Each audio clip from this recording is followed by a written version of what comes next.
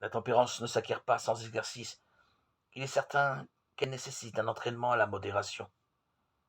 Ne pas se resservir si on juge avoir suffisamment mangé. S'arrêter au nombre de verres d'alcool prévus en amont de la soirée. Éteindre sa lumière le soir à l'heure qui préserve une nuit correcte. La tempérance s'acquiert par de petits actes quotidiens et donc répétitifs, comme toute vertu.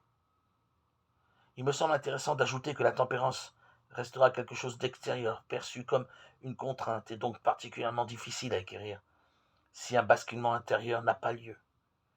Il faut des racines à cette plante médicinale. La première est le fait de comprendre que la tempérance dépasse le domaine de la nourriture et de la sexualité. Pour qu'elle transforme l'homme, la tempérance doit s'appliquer à l'ensemble de sa vie. Elle devient alors pudeur, humilité, sagesse. À chaque fois, elle est cette juste attitude envers une partie de soi.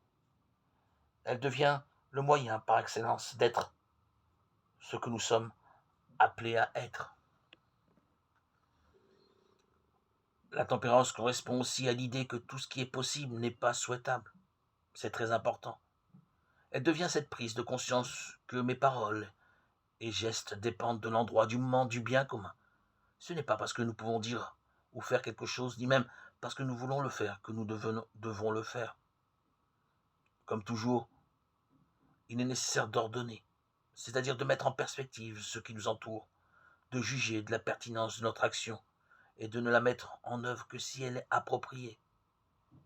Cette tempérance, plus profonde qu'une simple modération, est d'autant plus difficile et importante à l'heure où tout ce qui est possible et qui ne regarde que nous est permis.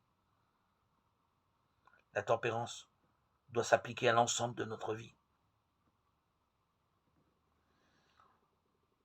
On devient tempérant en travaillant jour après jour notre rapport au monde, nos interactions avec les choses et les gens.